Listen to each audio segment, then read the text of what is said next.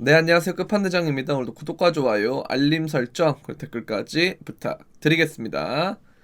자, 지금 보시면은 비트코인이 이렇게 떨어지고 있는 모습인데, 일단은 여기서 이렇게 가격의 저점은 내려가고 이 저점을 내려가지만 지표는 이렇게 올라가고 있는 다이버전스 모양은 나오긴 했어요. 근데 지금 이걸 4시간 봉으로 보게 되면 요 부분이 지금 지표가 깨진 부분이 좀 있기 때문에, 그래서 여기를 조금 더 다지는 구간이 되려면 저점을 조금 더 내릴 수 있거든요.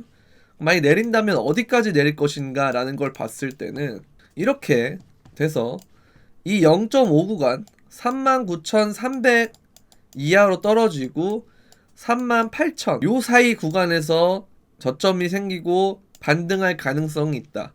저는 이렇게 보고 있거든요. 그래서 이런 부분들이 조금 예상이 되는데, 뭐 만약에 여기서 진짜 계속 떨어진다 그런다고 하더라도 반등은 주고 떨어져야 되는 거 아닌가라는 생각이 들고요. 그리고 일단 지표가 계속 바닥권이 있는 건 사실이기 때문에 이러한 구간에서마다 이건 줬단 말이죠. 그리고 여기서 이렇게 줬고요.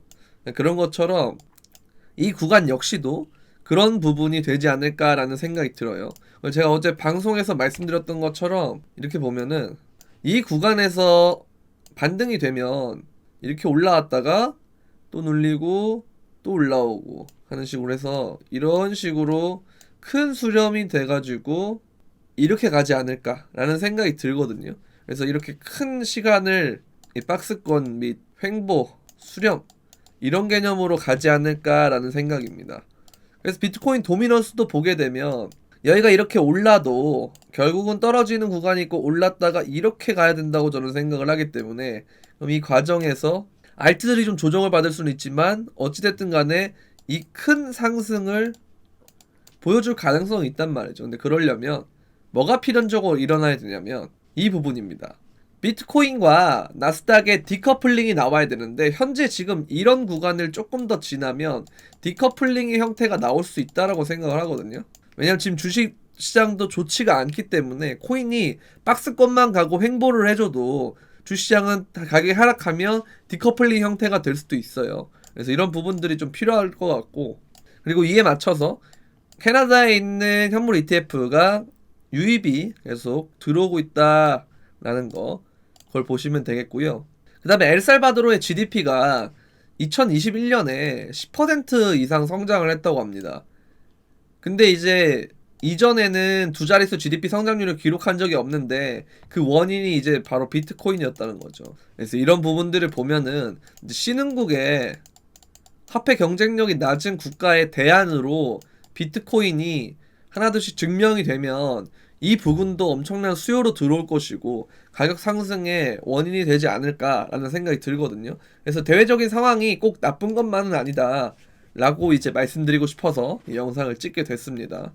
여기서도 이런 말을 해요. 판테라 캐피탈 CEO가 높은 금리 환경은 주식 투자자들이 암호화폐를 선택하도록 강요한다 이렇게 돼 있는데, 이게 그 디커플링의 원인이 될 수 있다 이겁니다. 왜냐면 금리 상승에 있어서 지금 주식 시장도 엄청나게 떨어지고 있는 상황이라 주식 투자자들이 이제 넘어오면, 암호화폐 시장을 넘어오게 되려면 그럼 암호화폐가 좀 잘 방어를 해주거나 올라가는 모습을 조금이라도 보여주면 이건 대안이 될 수 있겠다 생각해가지고 주식에서 돈을 일부를 빼가지고 대규모로 들어오게 되면 이것이 또 하나의 버블이 되지 않을까라는 생각이 있거든요. 그래서 꼭 어떤 그 뭐 현물 ETF라든지 어떤 트리거가 발생하지 않더라도 그런 부분들이 이제 주요한 상황이 되지 않을까라는 그런 생각이 듭니다.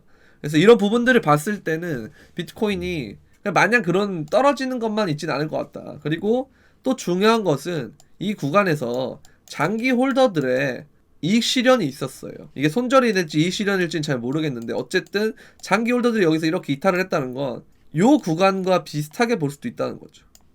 정말 못 버티고 여기서 존버 하다가 못 버티고 여기서 시장을 떠나버린, 수익 실현해버린 약간 그런 거, 이런 부분을 봤을 때는 조금 긍정적으로 볼 가능성이 있지 않나. 그러면 그냥 이 눌림은 이 이후의 눌림목이라고 보기만 하면, 그럼 여기 구간이나 혹은 여기 구간이다 라고 보면 이후에 이거나 이 상승이 있었단 말이죠. 그것처럼 지금 구간도 반등 없이 엄청나게 떨어지는 것이 이런 부분을 어느 정도 반영이 된 게 아닌가라는 생각이 들거든요. 그래서 이런 부분을 보면서 여러분들이 조금 더 좀 긍정적인 마인드로 투자를 하는 게 좋지 않나라는 그런 생각이 듭니다. 그래서 뭐 어찌됐든 간에 요 하락 추세선을 뚫은 건 사실이에요. 여기서부터 내려온 하락 추세선을 뚫은 건 사실이기 때문에 거기에 대한 리테스트가 발생을 하고 있다라고 보면 되는데, 리테스트는 보통 전체 범위에서 0.5에서 618 정도까지 갈 가능성이 높으니 이 구간을 보게 되면 37,800에서 39,300이 나온다. 그러면은 우리가 이 구간에서만 좀 마무리가 되면 다시금 올라갈 수 있는 가능성이 있지 않나라는 생각이 들고, 그럼 그런 의미에서 봤을 때 지금 39,300이니까 조금 더 보수적으로 기다리는 게 좋지 않나라는 그런 생각이 듭니다. 네, 영상 설명란에 텔레그램 실시간 브리핑을 하고요. 그 다음에 트위터 주소도 있으니까 많이 팔로우해 주시면 감사드리겠습니다. 네, 도움이 되셨다면 구독과 좋아요, 알림 설정, 그리고 댓글까지 부탁드리면서 그럼 안녕!